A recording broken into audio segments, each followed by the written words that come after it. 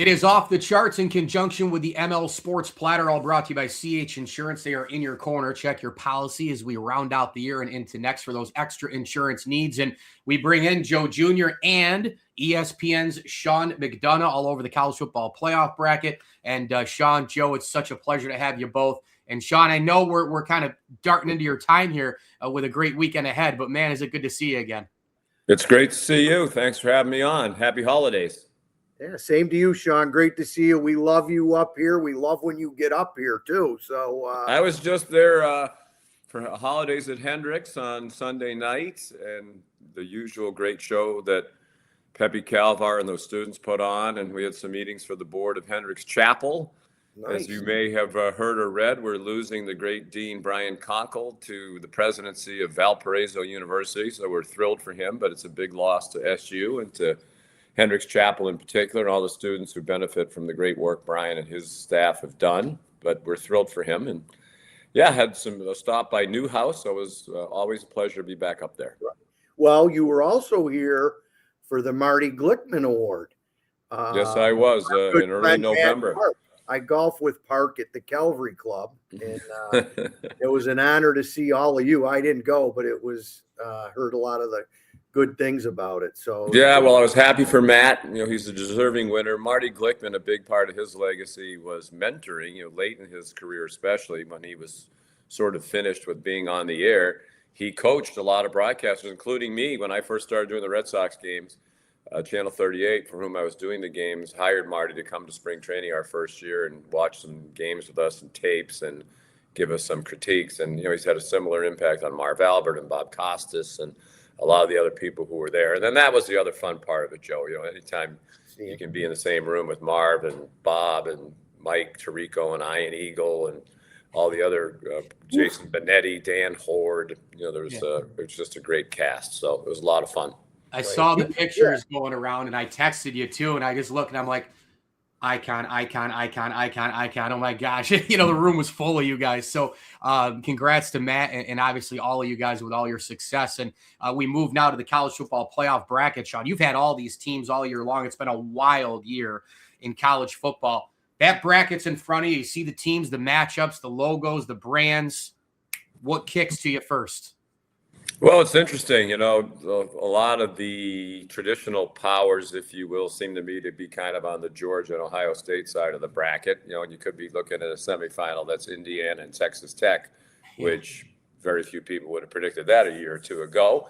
And I think, you know, they're both great evidence of the impact of NIL and the transfer portal. And if the school has enough money to spend to bring in a lot of really talented players and they do it on the right people, then they have a chance to, you know, go from what they've been traditionally to what they are now, which are two of the very best teams in the country. So I think it's going to be a great playoff. You know, I'm not sure there is a favorite. We haven't seen the Big Ten teams in person because ABC and ESPN doesn't have the Big Ten anymore. So I've just depended on what I've seen from them on TV. But I do remember being at the national championship game last year for ESPN Radio and wondering, how did Ohio State lose a game all year? When I saw them in person, I thought they were by far the most talented team last year. So I'm not sure if there is one of those again this year, but we're going to have a really fun playoff because there's a lot of great matchups. It is. Now, do you know your schedule, Sean, like looking ahead for the next 2 weeks? I just know the first game. They kind of gave us maybe a month or so ago a rough idea of what they expected, and that's already changed. So we're doing Miami and Texas A&M a week from Saturday, on Saturday, December 20th. And that'll be awesome. You know, great atmosphere there. And I think it's a real even game. Two really good teams, two teams that really are capable. I think almost every team in this field is capable of winning it, which is going to make it really fun. But I think it's going to be a terrific game. Yeah, I do too. What'd you think of JMU and Tulane getting the invites? I mean, with, you know, you got all the, you know, the big SEC schools, ACC kind of had some rumblings, Notre Dame, but with the other two teams, I think it's deserving. You want to have some Cinderellas and underdog, kind of like the hoops. I'm also in favor of maybe a little bit of an expansion, but some of those teams got, hosed a little bit that they thought, Tulane and JMU. What's your thoughts on that? Yeah, well, obviously, the rules are the top 5 highest ranked conference champions, and they wound up being 2 of the 5. The ACC did not have one of the top 5. We did the ACC game, so we talked a lot about this during the game. If Duke wins, they're not going to be one of the 5 conferences, the ACC, with the automatic berth. Tulane and JMU were going to get it. I agree with you, Joe. The NCAA basketball tournament is the greatest event in college sports, or at least it has been. And I think a big part of the excitement and interest and charm is the fact that there is the possibility of the underdog. I think that's a little harder in football to pull off an upset. I mean, I think JMU is a 21-point underdog. Tulane, I haven't looked that closely, but I'm guessing it's a double-digit spread as well. So I'm not sure it makes as much sense in football as it does in the NCAA basketball tournament. And you have more of them, right? Because there's 68 teams, and I know they're expanding. I don't know how many, but because there are more potential Cinderellas in there, you're going to have an upset where there's only 2 and they're playing really good teams. I think it's a little harder to pull that off. And I agree with you. I think it's going to go to 16, and I think it should. And some of the teams that got left out could win the national championship. Texas was good enough to do that. Notre Dame was good enough to do that. I think Vanderbilt easily could have won a game in the playoff. So, last year, I've said this a few times, last year I didn't feel bad for the teams that got left on the bubble. Alabama, Miami, they didn't do enough. They had enough losses that they probably shouldn't have, including Miami going up to Syracuse and blowing a 21-0 lead or whatever it was. Yep. But this year I really feel bad for Texas and Notre Dame and Vanderbilt because they did enough to be in it, but they didn't get in it. What's your take? I know Mike got a couple questions. What's your take on these teams not going to bowls? I get it. It feels like it's sour taste. There's 8 or 9 of them, right? Yeah. Kids want to play. I get it. I think you're making money if you go to a bowl, but imagine the competitive kids that, we're not going to the bowl, and they're good bowl games. Well, I agree. It used to be that was the ultimate reward. That's kind of why most of these programs played the season. I remember when I was there in the early 80s as a student working for Coach McPherson, that was the goal. Let's get to a bowl game. When you went, it was a big deal, and everybody was excited to go and get the gear and all the other things, go on the trips, the little field trips when you're in these cities.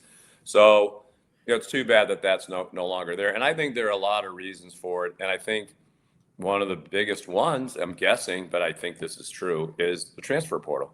Right? If you're a kid at one of these schools and you want to go, you're going to go in the transfer portal, do you want to go rip up your knee playing in the bowl game and now you're done when it comes to having interest in you in the transfer portal? So I think it's another kind of unintended consequence of the transfer portal, but I think that has a lot to do with these teams not wanting to play.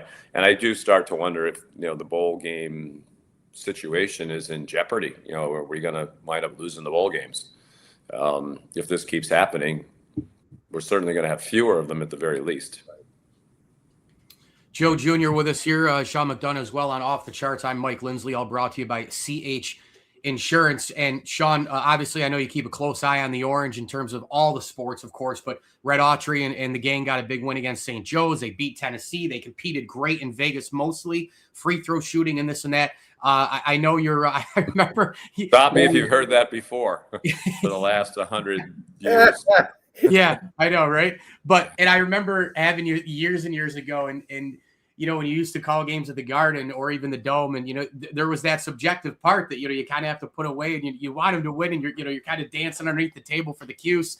And you've been such a huge supporter and a fan, but also having to call the games. Kind of on the incline here, this program a little bit, right? I mean, they compete with some powers this year already. If they get one in Vegas right now, I think people are really talking about them. Yeah, it's too bad that Houston game got away because, as you guys said, if they just make a couple free throws, they win the game, and then that's a huge resume enhancer, to go with the win against Tennessee. I was up there when we were up for the Glickman Award in November. I went to the game against Binghamton, and admittedly, the competition wasn't great, but you could tell, they're better, they're more athletic. I think they're a little deeper. I don't know ultimately how many he's going to play, maybe 9. But they're definitely better. So that's exciting. And obviously, the conference gives you a chance to win a lot of games that are resume boosters if you can win the game. So they're heading in the right direction. I'm really glad because I think Coach Autry's a great guy, and I think he's a very good coach. And, we're cheering hard for him because I think we all really appreciate the man and want to see him succeed. No doubt about it. Well, off the charts here, Sean McDonough, ESPN. Can't thank you enough for your time with myself, Mike Lindsley, and Joe Jr. We'll keep listening, keep watching. We love it all the telecasts, and hopefully when you're in Central New York, Joe texted me earlier today. Lunch is on him. All right. You got it, John. All right. I will be all over that. As we say in the media, if it's free, I'll take 3. So. There it is.